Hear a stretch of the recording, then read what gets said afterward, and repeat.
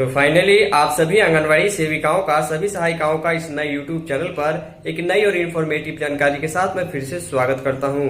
आज 6 मई 2026 दिन बुधवार के लिए बिहार आंगनवाड़ी से संबंधित जो खबर है उसके बारे में हम आपको इस वीडियो में अवगत कराने जा रहे हैं। खबर चाहे मानदेय, दूध बढ़ाई, अन्नप्राशन, मोबाइल रिचार्ज के पैसे के संबंध में हो, मोबाइल खरीद के संबंध में हो, नए बर्तन के संबंध में हो, आंगनवाड़ी केंद्र किराए के संबंध में हो, या फिर किसी प्रकार का ICDS का लेटर हो, पोषण ट्रैकर ऐप का कोई अपडेट हो, ऑनलाइन ऑफलाइन काम हो, समीक्षात्मक बैठक हो, या फिर औचक निरीक्षण हो, इसके संबंध में हमें खबर प्राप्त हुई है। बिहार के मुजफ्फरपुर से काफी बड़ी खबर है, जहां पर रिपोर्टर्स के द्वारा आंगनवाड़ी केंद्रों की जांच की गई है तो बच्चों की संख्या कम पाई गई है और केंद्र पर अनियमितता भी पाई गई है।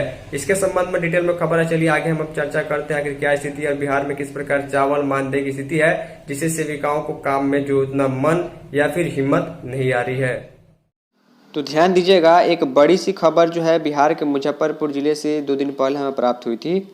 लिखा गया, आंगनवाड़ी केंद्रों पर ताले लटके हुए हैं, रजिस्टर में सब कुछ ठीक है। भास्कर रिपोर्टर की पड़ताल में कुढ़नी के सेंटरों की खुली पोल, बच्चों को ना पोषण मिल रहा ना पढ़ाई हो रही है। देखिए ऐसा क्यों है, यहाँ पर जाने के बाद जो है ग्रामीणों का यह कहना है कि रजिस्टर मेंटेन होता है लेकिन बच्चे पढ़ने आते नहीं हैं।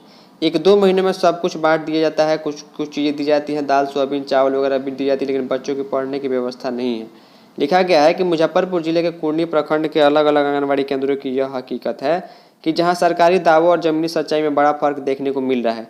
रिपोर्टर ने जब सुबह सवेरे इन केंद्रों का औचक निरीक्षण किया, दौरा किया, तो चौंकाने वाले खुलासे सामने आए। दौरे के दौरान यह साफ हुआ कि स्थानीय स्तर पर संचालित आंगनवाड़ी केंद्रों को न तो नियमित रूप से भोजन मिल रहा है, न ही पढ़ाई की व्यवस्था है। कागजों में सब कुछ व्यवस्थित है और नियमित दिखाया जा रहा है, लेकिन जमीनी हकीकत बिल्कुल इससे अलग है। कहीं रजिस्टर में दर्ज बच्चों की संख्या के अनुसार बच्चे केंद्र मौजूद नहीं मिल रहे हैं, तो कहीं तय समय बीत जाने के बाद भी केंद्रों पर ताला लटका हुआ था। कई जगहों पर न तो सेविका मौजूद थी और न ही सहायिका, उनके जगह बेटे भतीजे केंद्र का संचालन करते नजर आए। सेविका की कुर्सी पर सहायिका का बेटा बैठा मिला और बच्चों की संख्या मात्र 6 थी। 3 बच्चे ड्रेस में थे जबकि 3 बिना ड्रेस से आए हुए थे। बच्चों से जब पूछा गया कि केंद्र के बाद आने पर उन्हें नाश्ता या भोजन मिला है, उन्होंने सिर उठाते हुए साफ इनकार कर दिया। केंद्र की स्थिति जो है और भी चौंकाने वाली दिखी जब सहायिका की जगह उनका बेटा अपने एक साथी के साथ सेविका की कुर्सी पर बैठे मिला। पूछने पर उसने बताया कि मां बच्चों को बुलाने गई है। रिपोर्टर को देखकर बच्चों को बुलाया और बैठाया। यानी कहने का मतलब ये है कि केंद्र संचालन में अनियमितता जो है वो देखने को मिल रही है। रिपोर्टर ने बच्चों से सीधे पूछा कि आज के मेन्यू में क्या है और खाना मिला है नहीं मिला है, लेकिन अभी तक खाना तैयार नहीं हुआ है। 11:30 बजे तक रहेंगे बच्चे, उसके बाद उनको भोजन दिया जाएगा, तब तक उसके पहले दे दिया जाएगा। यहाँ पर एक बात आपको ध्यान देने वाली है कि कोई भी व्यक्ति, अधिकारी, पदाधिकारी या फिर न्यूज रिपोर्टर जांच करने जाते हैं, जो अव्यवस्था है उसको दिखाएं, निश्चित तौर पर दिखाएं, लेकिन जो परेशानी है, सरकार जो रेट देती है राशन खरीदने के लिए, उसके बारे में चर्चा जल्दी नहीं होती है। सरकार जितने दिन से सेविकाओं का मानदेय 5-6 महीने से रोक कर रखी है, उससे सेविकाओं के घर की स्थिति क्या है, क्या हालत है, उसके बारे में कोई चर्चा नहीं करता है। इसके अलावा जो केंद्र किराए पर चलते हैं, रिपोर्टर जाते हैं, निरीक्षण में चीज़ें मालूम होती है कि जगह नहीं है, उसी में बच्चे खा रहे हैं, घूम रहे हैं, खेल रहे हैं और राशन बन रहा है, तो किराया कितना मिलता है और कब से कब तक मिल जाता है, कितना जल्दी मिलता है, इन सारी चीज़ों के बारे में कोई चर्चा नहीं करता है। इसके अलावा बहुत सारे मुद्दे हैं, जैसे कि मोबाइल खरीद के संबंध में सेविकाओं को अपने घर से अपने हाथ से मेंटेन करके जो कैसे ही मैनेज करके मोबाइल का काम करना पड़ता है। अभी जो है चावल का आवंटन कई जिलों में लगभग समाप्त हो चुका है, तो चावल के बारे में चर्चा कोई नहीं करता है।